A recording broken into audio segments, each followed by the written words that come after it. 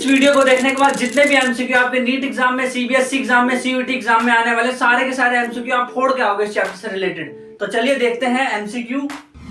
In which of the following disease is there a substantial increase in the activity of the mast cell. मतलब ऐसी कौन सी disease है जिसमें mast cell की activity बढ़ जाती है। अब ये चैप्टर जो है मैंने आपको क्लियर करा रखा है, अच्छे से वन शॉट में क्लियर कर रखा है। अगर आप देखना चाहते हैं तो आई बटन पे क्लिक कर सकते हैं। तो इसका आंसर क्या हो सकता है, मास्ट सेल की एक्टिविटी किसमें बढ़ जाती है। तो देखते हैं जरा मास्ट सेल की एक्टिविटी। पहले तो ये बताओ मास्ट सेल की बात किसमें करी थी, जो मास्ट सेल है उसकी बात किसमें करी थी। क्या उसकी बात टाइफॉइड में करी थी? नहीं। क्या उसकी बात एस्कैरिस में करी थी? नहीं। क्या एड्स में हम मास्ट सेल की बात कर रहे थे? नहीं, हम तो मैक्रोफेजेस की बात कर रहे थे एड्स में। तो ये भी आंसर नहीं है। तो एलर्जी जो है उसमें मास्ट सेल की एक्टिविटी जो है बढ़ जाती है। क्वेश्चन नंबर 2 है कॉमन कोल्ड, ये किससे मैच होगा? प्लाज्मोडियम। प्लाज्मोडियम से कॉमन कोल्ड का क्या रिलेशन? अच्छा typhoid, common cold related to typhoid? नहीं, ऐसा तो कुछ है नहीं। ऐसा भी नहीं कि उसके सिम्टम्स उसमें आए। नहीं। कॉमन कोल्ड क्या राइनो वायरस से रिलेटेड है? हाँ राइनो वायरस, हाँ राइनो वायरस जो ग्रुप ऑफ वायरस है वहां से कॉमन कोल्ड फैलता है, सही बात है। तो कॉमन कोल्ड राइनो वायरस से रिलेटेड है। हीमोजोइन कब रिलीज होता है? हीमोजोइन जो है वो रिलीज होता है, अगर आप सोचेंगे ध्यान से तो हीमोजोइन मलेरिया में रिलीज होता है ना। ऐसे सोचते हो ना आप ऊपर दीवार पे देख करके कि अच्छा हीमोजोइन किससे रिलेटेड, तो मलेरिया से रिलेटेड होता है, सिंपल। अब सवाल उठता है मलेरिया तो इसमें है नहीं, तो मलेरिया किससे होता है? प्लाज्मोडियम से होता है। तो प्लाज्मोडियम इसका आंसर है। विडाल टेस्ट किसके लिए किया जाता है? डस्ट माइट के लिए ना, टाइफाइड के लिए। एलर्जी की होती है डस्ट माइट से, सिंपल। अब बताइए ये मुश्किल था कि आसान था, बताइए आप खुद ही। क्वेश्चन नंबर 3 है, ये भी मैच करने वाला है। तो ये बेसिकली यहाँ पे बीमारी दे रखी है, डिसीजेस दे रखे हैं, और इधर ये किससे होती है, कौन से ग्रुप ऑफ एनिमल या फिर जो भी किंगडम है उससे किससे होती है वो बताया गया, पूछा जाए हमसे। टाइफॉइड है, टाइफॉइड फंजाई से होता है? नहीं। निमेटोड से होता है? नहीं। निमेटोड यानी एस्कैरिस वगैरह जो कीड़े होते हैं वो एक तरह से वो उनसे होता है? नहीं। प्रोटोजोआ से? नहीं। अरे ये बैक्टीरिया से होता है। बैक्टीरिया कौन सा?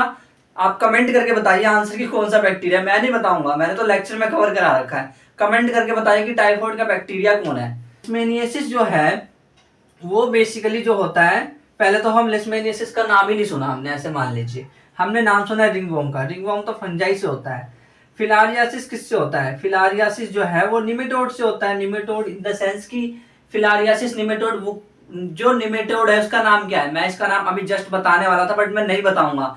इसका नाम भी आपको कमेंट बॉक्स में बताना है कि फिलारियासिस किससे होता है। आपको बताना है कमेंट में कि टाइफॉइड किससे होता है, फिलारियासिस किससे होता है, उसका नाम बताना है। पॉजिटिव एजेंट का साइंटिफिक नेम आपको कमेंट में टाइप करना है, ठीक है। देन उसके बाद लेशमेनियासिस जो है, अच्छा आप टाइप करेंगे तो इससे क्या मेरा फायदा है? नहीं, इससे आपका फायदा है। कैसे? क्योंकि जब भी आप किसी चीज को कमेंट में टाइप करते हैं तो आपको वो चीज अच्छे से याद हो जाती है, विद स्पेलिंग एकदम अच्छे से डिटेल में याद हो जाती है, और आप उसको एग्जाम तक याद रख पाते हैं। तो कमेंट में जल्दी से जाके टाइप करो कि टाइफाइड किससे होता है, कौन से बैक्टीरिया से होता है, और जो फिलारियासिस है वो कौन से निमेटोड से होता है, ये आपको बताना है। देन इसके बाद लेशमेनियासिस बच गया, तो प्रोटोजोआ से होता है। लेशमेनियासिस बेसिकली एक डिसीज होती है, काला आजार इसको बोलते हैं बेसिकली, तो वो प्रोटोजोआ से होता है। अगला क्वेश्चन है क्वेश्चन नंबर 4। क्वेश्चन नंबर 4 में बेसिकली यहाँ पे कुछ ड्रग्स दे रखे हैं और उसके इफेक्ट दे रखे हैं, या ये पूछा है कि कहां से ओरिजिनेट होता है, ये पूछा है।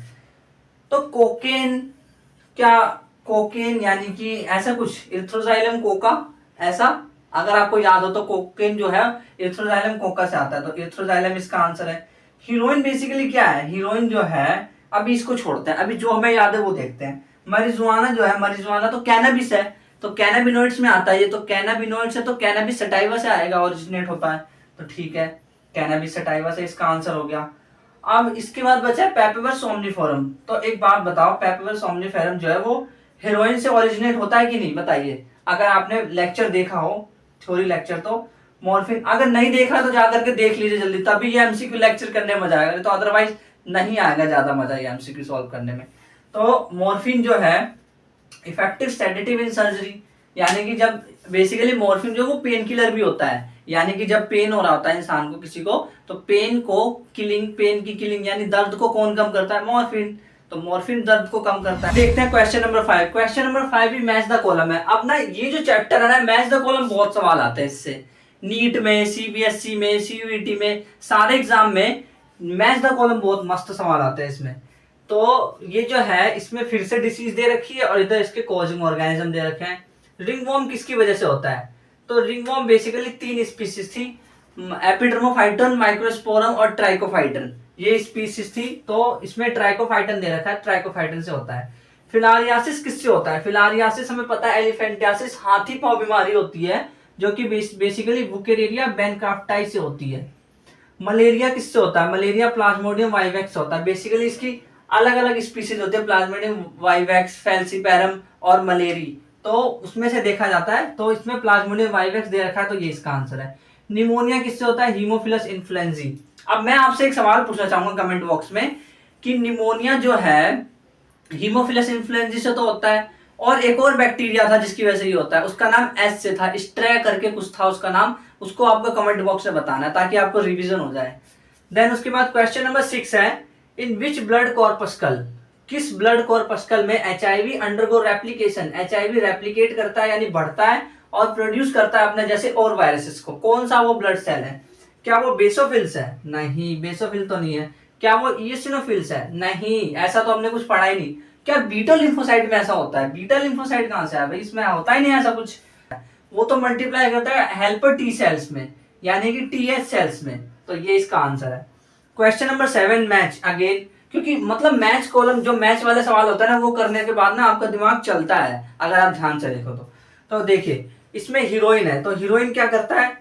हीरोइन जो है वो बेसिकली स्लो डाउन करता है बॉडी फंक्शंस को, एज ए डिप्रेसेंट काम करता है। मैरिजुआना क्या करता है? पहले तो ये मैंने ये बताया था ना, कोका डोपा, तो कोकेन जो है वो इंटरफेयर करता है ट्रांसफर ऑफ डोपामाइन से। और जो मैरिजुआना है, मैरिजुआना क्या है? बेसिकली कैनाबिनोइड्स है, तो कैनाबिनोइड्स क्या करता है? कार्डियोवास्कुलर सिस्टम पे इफेक्ट करता है। मॉर्फिन क्या है? मॉर्फिन बेसिकली पेन किलर है, अब ये भी बताया था मैंने थोड़ी देर पहले। ठीक है, अगला क्वेश्चन है क्वेश्चन नंबर 8, एंटीबॉडीज क्या होते हैं भाई? एंटीबॉडीज प्रोटीन होते हैं, लिपिड तो नहीं हो सकते भाई, लिपिड नहीं है, कार्बोहाइड्रेट भी नहीं है, जर्म्स है ना। जर्म्स कैसे बोल रहे हो? एंटीबॉडी जर्म थोड़ी ना होते हैं, जर्म्स तो एंटीजन होते हैं। जो जर्म्स बाहर से आ रहे होते हैं, पैथोजन या कुछ भी, उसे एंटीजन कहते हैं, जबकि एंटीबॉडी जर्म्स थोड़े ना होते हैं। एंटीबॉडी तो जर्म्स के रिस्पॉन्स में बनता है। तो एंटीबॉडीज क्या होते हैं? प्रोटीन्स नेचर के होते हैं। एंटीबॉडी का नेचर क्या है? प्रोटीन। बायोमोलिक्यूल चैप्टर यानी कि जो 11th क्लास में जो चैप्टर दे रखा है, वहां पे आप अगर टेबल देखेंगे तो आपको पता चलेगा कि उसमें एंटीबॉडीज के अंदर प्रोटीन जो है वो एंटीबॉडीज होता है, ये बात बताई हुई है बायोमोलिक्यूल्स में। यानी कि ये क्लास 11th क्लास जैसा ही सवाल हो गया। क्वेश्चन नंबर 9 है, largest percentage in human milk, human milk में सबसे ज्यादा क्या होता है? तो बताइए इनमें से क्या होता है ह्यूमन मिल्क में सबसे ज्यादा? आईजीए, आईजीजी, आईजीएम या आईजीडी? तो ये सिंपल सी बात है, आपको याद होना चाहिए, आईजीए सबसे ज्यादा होता है इसके अंदर। देखते हैं क्वेश्चन नंबर 10। क्वेश्चन नंबर 10 क्या है? Question number 10, infectious stage of Plasmodium, मतलब प्लाज्मोडियम का वो इन्फेक्टियस स्टेज कौन सा है जो कि एंटर करता है ह्यूमन बॉडी के अंदर? तो अगर आपने लाइफ साइकिल पढ़ी है इसकी तो आपको ये आंसर आसानी से आ जाएगा। वो क्या है?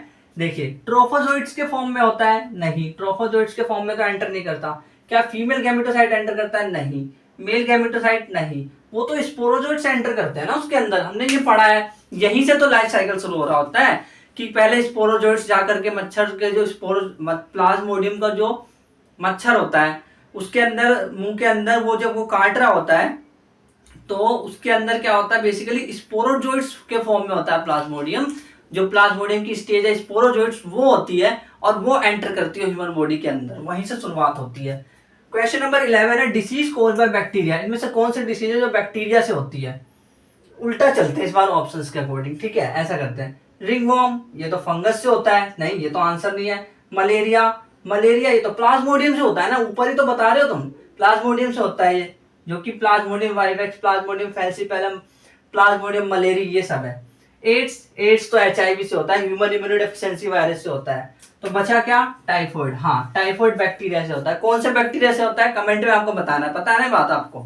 हाँ, क्वेश्चन नंबर 12 है, chronic inflammation of lymphatic vessel, अगर लिम्फेटिक वेसल पता है क्या होता है? बेसिकली जो लिम्फ नोड, लिम्फ होते हैं, एक तो नसें जा रही होती है हमारी वो जिसमें ब्लड जा रहा होता है, और एक साइड में लिम्फ जा रही होती है। नसें के साइड में जो नसें होती है उसके साइड में लिम्फ जा रहा होता है, जो कि आपने 11th क्लास में पढ़ा हुआ है। तो लिम्फ वेसल, लिम्फेटिक वेसल क्या होता है? उसका जब क्रोनिक इन्फ्लामेशन होता है तो उसको क्या कहते हैं? क्या वो एमीबाइसिस है? उल्टा ऑप्शंस के अकॉर्डिंग चलते हैं ना एक बार। क्या वो एमीबाइसिस है? नहीं। क्या वो रिंगवॉर्म है? अरे नहीं, ये तो फंजाई की वजह से होता है, तो ये कहाँ से आया? क्या वो एस्कैरियोसिस है? नहीं, एस्कैरियोसिस तो है ही नहीं वो। एस्कैरिस यानी पेट में कीड़े जो बोलते हैं बच्चों को, वो। क्या वो एलिफेंटियासिस है? हाथी पांव डिसीज है? हाँ, हाथी पांव डिसीज में तो इन्फ्लामेशन हो जाता है लिम्फेटिक वेसल्स का। हाँ, तो यही आंसर है। अगर यहाँ पे फिलारियासिस भी लिखा होता तो यही आंसर होता। क्वेश्चन नंबर 13 है वेक्टर ऑफ स्लीपिंग सिकनेस। ये क्वेश्चन ना थोड़ा सा हटके है, हटके इन द सेंस कि आपको ये याद रखना है। तो जो स्लीपिंग सिकनेस का वेक्टर होता है वो होता है सीसी फ्लाई, आपको याद रखना है। स्पेलिंग देखिए, टसे टसे फ्लाई है, लेकिन टसे टसे फ्लाई नहीं होता है, ये होता है सीसी फ्लाई। ठीक है। देन उसके बाद क्वेश्चन नंबर 14 है एंटीबॉडीज कौन प्रोड्यूस करता है? क्या वो स्प्लीन प्रोड्यूस करती है? नहीं। क्या वो लिम्फोसाइट प्रोड्यूस करता है? हाँ, बीटा लिम्फोसाइट बेसिकली प्रोड्यूस करते हैं, पता है हमें ये बात। तो लिम्फोसाइट इज द आंसर इसका। ल्यूकोसाइट प्रोड्यूस करते हैं? नहीं। मोनोसाइट? नहीं। तो फिर आंसर क्या है इसका? लिम्फोसाइट। तो अब हम वीडियो के एंड में पहुंच चुके हैं और ये जो क्वेश्चन है, ये वाला क्वेश्चन बहुत ही ज्यादा इंपॉर्टेंट है, क्योंकि इससे रिलेटेड आगे भी क्वेश्चंस आ सकता है एग्जाम में। ये क्वेश्चन जो एग्जाम में 3 बार आ रखा है, 2020 में, 2021 में, 2011 में। बहुत ही इंपॉर्टेंट क्वेश्चन है ये, आप स्क्रीन पे देखने जा रहे हैं जो कि। तो ये क्वेश्चन जो है, देखिए इस क्वेश्चन में क्या है, हमें मैच करना है। इसमें आपको सारा का सारा रिकॉल हो जाएगा, सारी डिसीज जो भी कॉमन डिसीज दे रखी है एनसीईआरटी में, सारी रिकॉल हो जानी है। तो टाइफॉइड किसकी वजह से होता है? साल्मोनेला टाइफी की वजह से होता है। निमोनिया किसकी वजह से होता है? हीमोफिलस इन्फ्लुएंजा की वजह से होता है। स्ट्रेप्टोकोकस निमोनिया की वजह से भी होता है। फिलारियासिस किसकी वजह से होता है? वुकेरिया बैनक्राफ्टाई। मलेरिया किससे होता है? प्लाज्मोडियम से। तो ये क्वेश्चन बहुत ही इंपॉर्टेंट है, क्योंकि इसमें एक क्वेश्चन नहीं है, 4 क्वेश्चन छुपे हुए हैं। तो ये क्वेश्चन जो है ये इतना इंपॉर्टेंट है कि ये एक क्वेश्चन 4 क्वेश्चंस के बराबर है। उम्मीद है आपको ये एमसीक्यू लेक्चर बहुत ही ज्यादा पसंद आया होगा। अगर आपको ये लेक्चर से थोड़ा सा भी बेनिफिट हुआ है तो प्लीज कमेंट करके बताएं कि हाँ हमें बेनिफिट हुआ है, और एक लाइक जरूर दें ताकि आपको और भी वीडियो ऐसे ही मिलते रहे। Thank you very much.